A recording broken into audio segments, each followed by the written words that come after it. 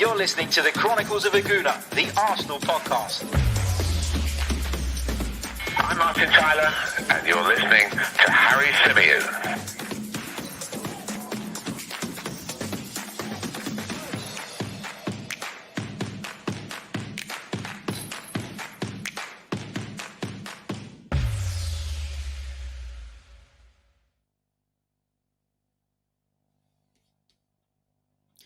Hello and welcome back to the Chronicles of a Gooner, the Arsenal podcast, part of the 90-Min Football Network and currently sponsored by our good friends over at ProPrep. As ever, I'm your host, Harry Symeou, and on this edition, we're going to be discussing some of the latest transfer reports with regards to our great football club. On this show, we're going to be discussing Maitland-Niles, who is edging closer towards a move to Roma. We're going to be discussing reports that Newcastle United, who have started their spending spree, want to sign not one, not two, not three, but four Arsenal players. We're going to move on to reports regarding Mikel Arteta's future and another Premier League manager that Manchester City are supposedly keeping tabs on. We'll also be reacting to the news that Arsenal have been charged with a disciplinary breach following the Manchester City game. We'll talk a little bit about the Liverpool game as well and the postponement that we think is probably coming off the back of the news coming out of Anfield in the last 24 hours. Let's kick off with the Maitland-Niles stuff because it was broken last night, although we've known that talks and discussions have been ongoing with regards to Maitland-Niles' future for a few days now. The news broke from what I would deem as a reliable source, a very reliable source over at The Athletic, that this deal is on the verge of being completed. Now, we initially thought that Roma were going to take Ainsley Maitland-Niles on loan until the end of the season with an option to purchase the player come the end of that period. However, it seems that this is a straight up loan deal. There is no obligation or option to buy clause included in it. Ainsley Maitland-Niles will be joining Jose Mourinho's Roma on loan until the end of the season. Now, according to the report last night at the time of recording, personal terms hadn't been agreed yet, but they're not expected to cause a problem in terms of getting this deal over the line. We also were told that Ainsley Maitland-Niles will be having his medical within the next 36 hours or so, and that he needs to visit the Italian embassy in London to obtain a work permit before he'll be cleared to play for the Serie A side. It also goes on to say that Roma do still intend to sign Ainsley Maitland-Niles on a permanent basis. Although there, as I say, there is no clause in that and there is no kind of obligation in that deal that we currently have. So it seems like their intention will probably be to do that deal at the end of this loan period. But of course, there are no guarantees. And we know that Roma, according to a lot of reports, are not in a financial position after going quite big in the summer to make this deal happen on a permanent basis now. However, as I say, the reports say that that is their intention. So what do we make of the Ainsley Maitland-Niles stuff? Because I'm really interested to get people's thoughts on this, because it's a player, or he's a player, that I think we probably should be letting go of. I think we've had Ainsley Maitland-Niles for a while now. He's been in and out of the side. He's played in a variety of different positions. He's made it clear where he believes his future lies in terms of positional, in terms of in a positional sense. But for me, I've never been convinced that he is the finished article as a centre midfielder and someone that we can be relying on, not just as a first team player, but as a backfill in that position. So, yeah, you know, I think it was right to let him go. I think that, as I say, I don't think his future lies at Arsenal in the centre of midfield. I don't think he's done enough to prove that he's good enough to be kept as one of the first three, maybe even four options. That's not to say he's a bad player and that he won't fit in another system somewhere else, but I just have never been convinced by the idea of Ainsley Maitland-Niles playing in the centre of midfield. And for me, getting some money in for him is probably the right thing to do. Now, obviously, I'm disappointed because I thought initially that when this talk of a move to Roma came about, that we would maybe not get a fee now up front, but that we'd get a fee at least in the summer, guaranteed. And it seems that that's not going to be the case. Now, will he go out to Rome, prove himself to be a very, very good player? And does that potentially drive his value up? Yeah, it does. If he goes elsewhere, proves himself, plays week in, week out, then perhaps Arsenal will be in a position come the summer to say, well, we don't value him at 15 million now. We value him at 20 million for argument's sake.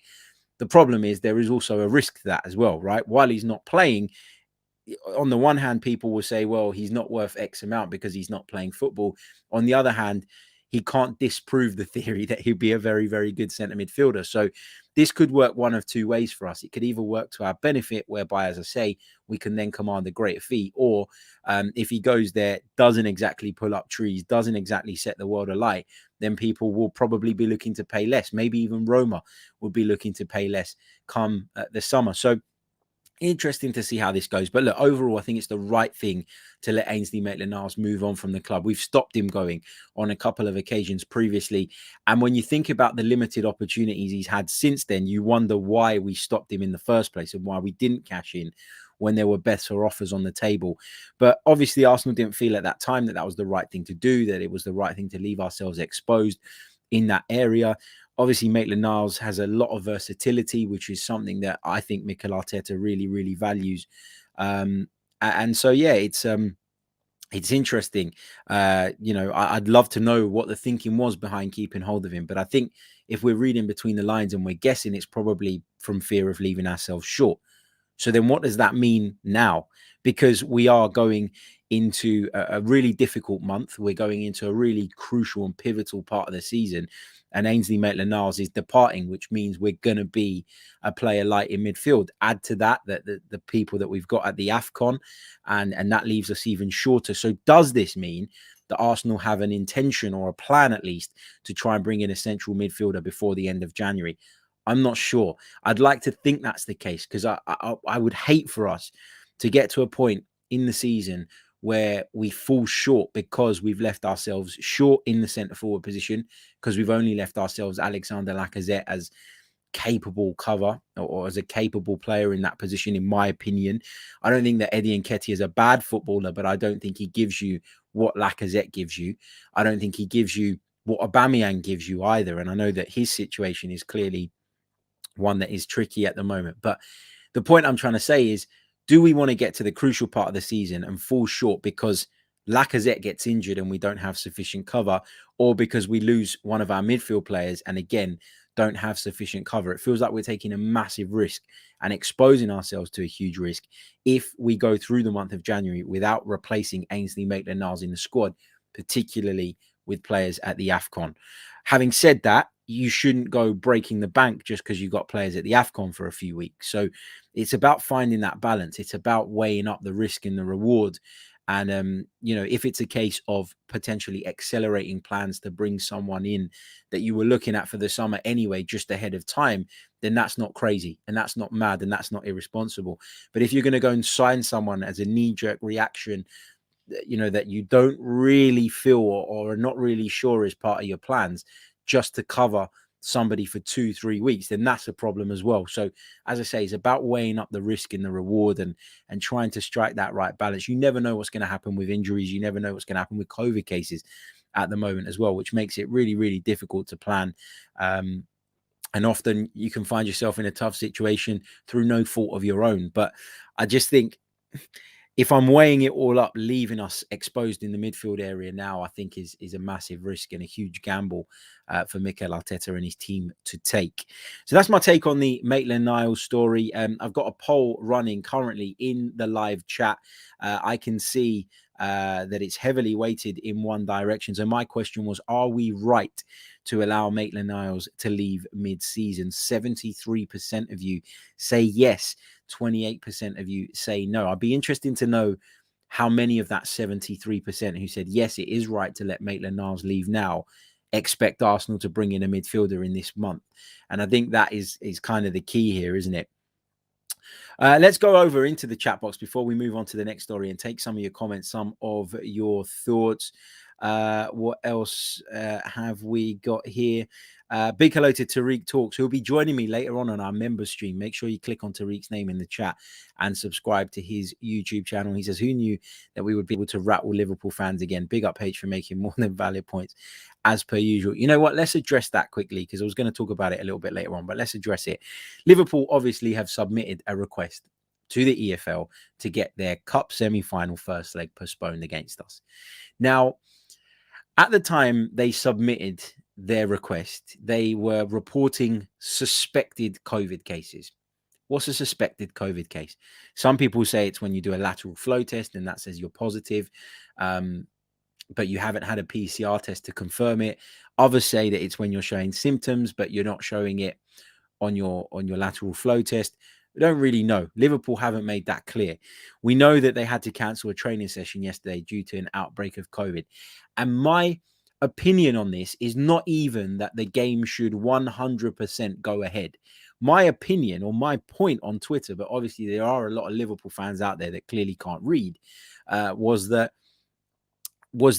it's funny how things change. You know, you think back to a couple of years ago and Jurgen Klopp showed and has continued to show a clear and utter disrespect for the English Cup competitions. He's always seen them as a hindrance, as a problem, as an issue, as something that gets in the way. And he's even gone as far.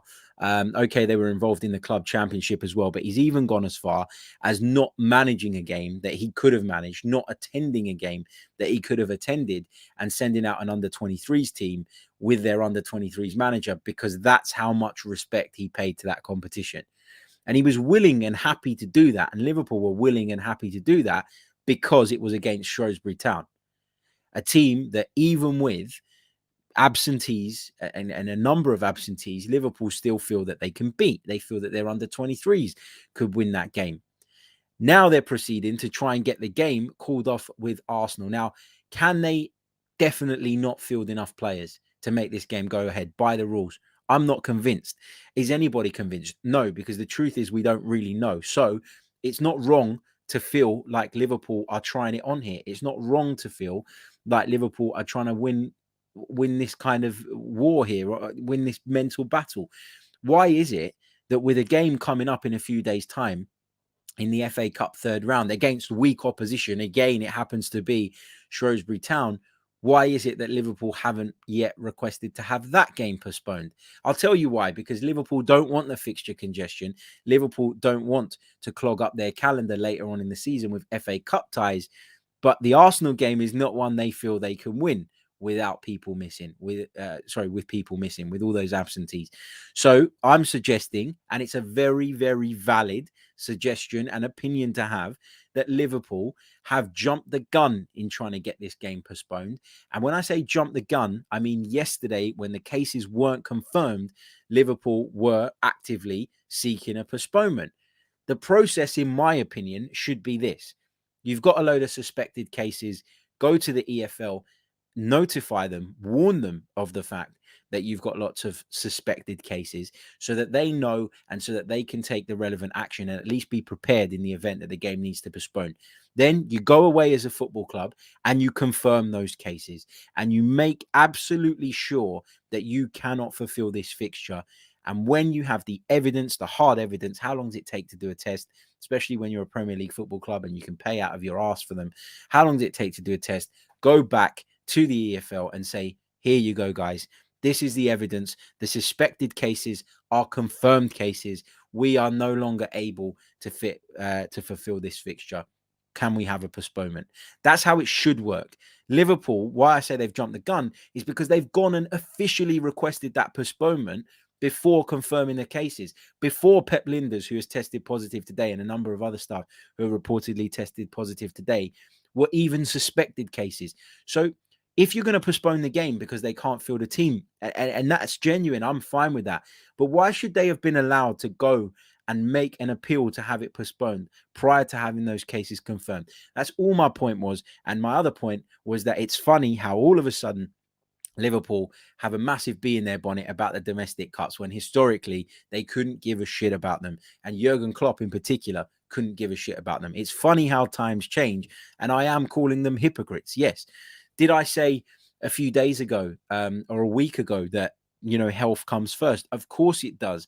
But we don't need to prioritize the health of people who don't actually have COVID, right? We don't have to prioritize it so much that the people who might have it are definitely ruled out of the game. What are we doing? Are we cancelling games on the suspicion of COVID? Because if we are, that's a really dangerous precedent to set. The minute you do that, you're going to get clubs coming to the Premier League, coming to the relevant bodies and authorities time and time again when it doesn't suit them to play a fixture because of injuries, because of pile-ups, going, we've got suspected cases, guys. The Premier League might push back and say, well, no, we're not going to postpone the game on the grounds of suspected cases. But then they'll point to the example of Liverpool. And that's my point here. You can't allow clubs to postpone games on the basis of suspected cases. If they're all confirmed, fine. I don't have a problem with it. I've never had a problem with it. But it's incredible how the Liverpool fans have jumped on that opinion. And no word of a lie, I must have got 60, 70 DMs last night from Liverpool fans that I don't know who they are, giving me crap. Look at this. I got one. You smell of wee. I got you effing wank up, piss off. We need to talk from someone I don't know. I've got nonce. I've got knobhead. Lots of personal insults. It's mad. It's mad how they can be so triggered over it. But look, I've always said, and I've always felt like the Arsenal fan base can be quite toxic and quite abusive at times. Liverpool, congratulations. You've outdone us in that sense as well. So well done. But I'd suggest that a lot of you go over and actually read what I said before you jump onto it, because it's embarrassing to see people kind of reacting in that way.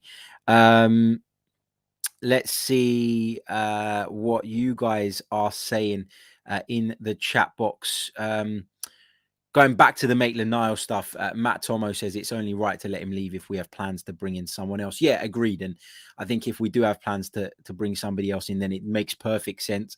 I think it makes sense anyway. But as I said, there's that little part of me that worries about what might happen if we pick up a couple of injuries. Tebow says, do you think Sambi will play the upcoming games? Yeah, I'd imagine so. I'd imagine Sambi Lokonga will come back into the mix. Martin says, Harry, just an FYI, Liverpool have closed training again today. Yeah, fine. Arsenal didn't train before one of their recent Premier League games. My point is not that they don't have any cases. My point is that they went and asked for a postponement on the grounds of suspected cases, and the EFL can't possibly accept postponing a game on those grounds, because, as I say, it sets a very, very dangerous precedent moving forward, and one that people can exploit. Let's see what else we've got here. Lots of you sharing my concern around the idea of leaving us a little bit short in the midfield area. That's obviously a big problem. Smart Cookie says, classy Scousers. Yeah, man, as always. And Steve Stone says, best fans in the world, they say. Noah Daniels, high IQ insults there. Yeah, of course, I wouldn't expect anything less. And the joke is as well, like, loads of their big Twitter accounts are like retweeting it and getting involved in it as well and sharing it around. And my Twitter engagement has gone through the roof. So thank you for that. Anyway, let's move on. Let's talk a little bit about some of the other transfer stories doing the rounds reportedly with regards to Arsenal.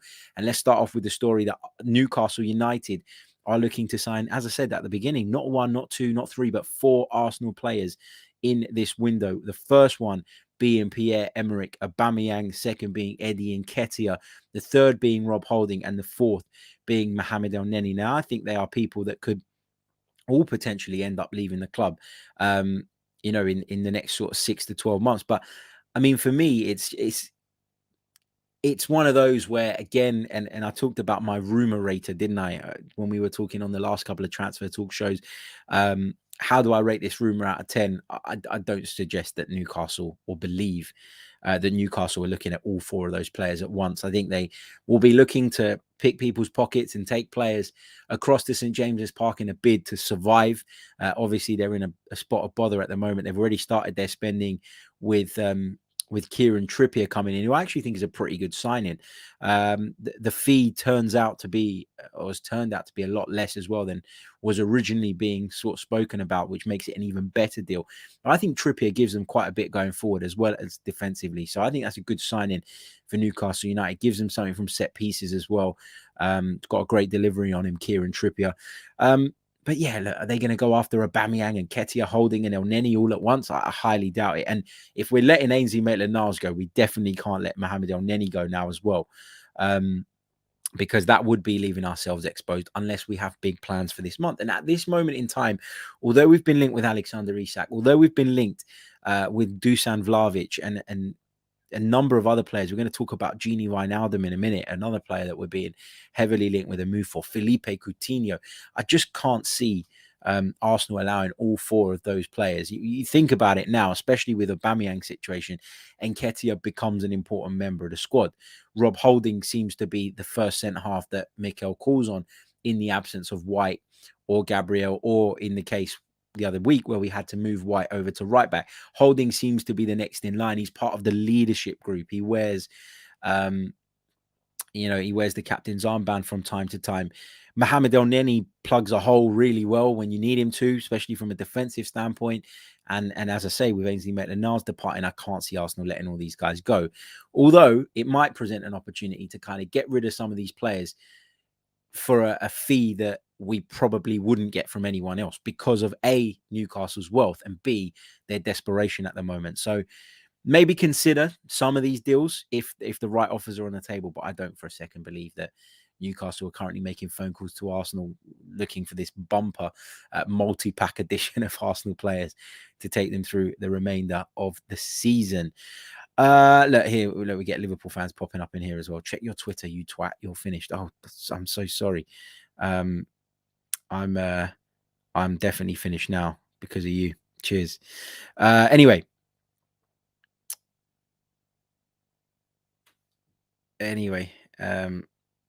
absolute madness.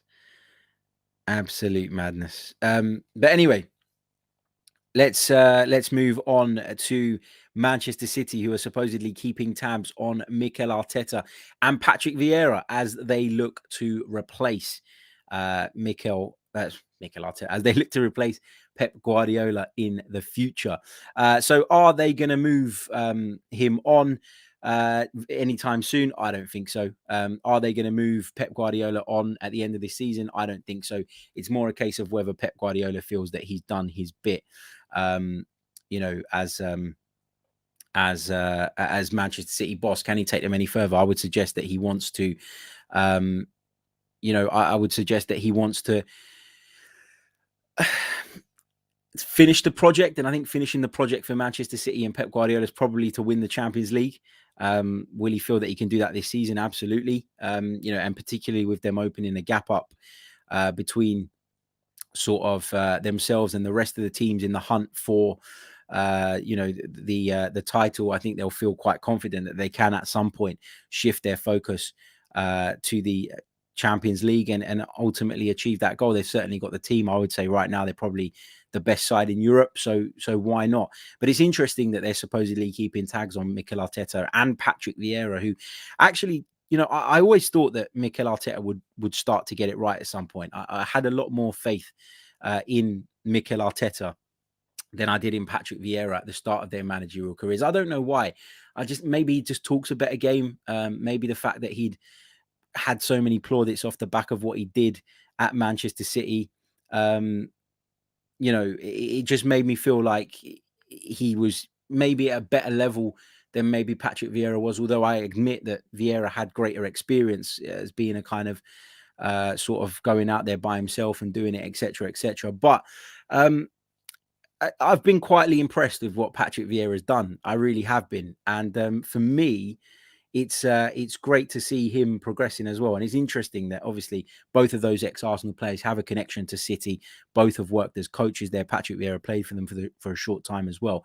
But obviously started his managerial career at City and then moved to New York City FC. So yeah, really, really interesting that those guys are being kept tabs on. And it is a report from The Athletic, which is, as I said earlier on, a pretty reliable source and one that I will take notice of. So yeah, good to see that they're getting recognised for their work. But obviously, I don't want to lose Mikel Arteta, especially if he continues developing, continues pushing forward, etc., etc. So, yeah. Also, finally, just want to touch on the news that Arsenal have been charged with a disciplinary breach following the City game.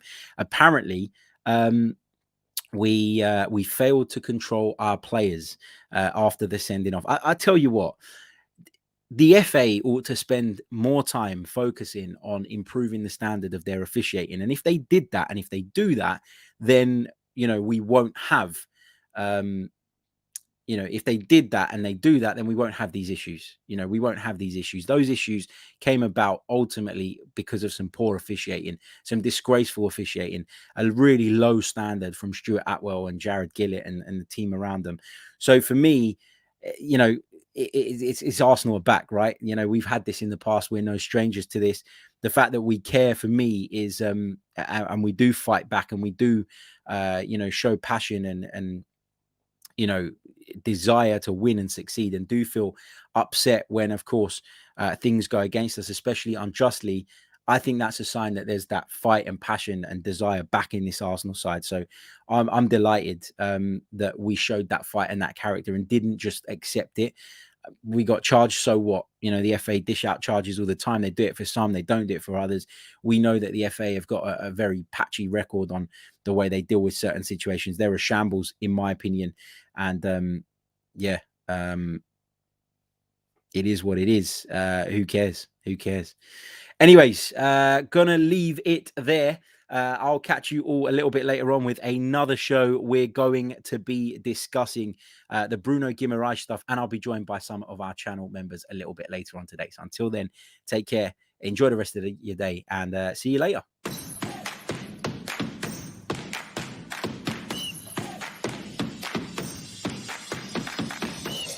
You're listening to the Chronicles of a Gooner, the Arsenal podcast. I'm Martin Tyler, and you're listening to Harry Symeou.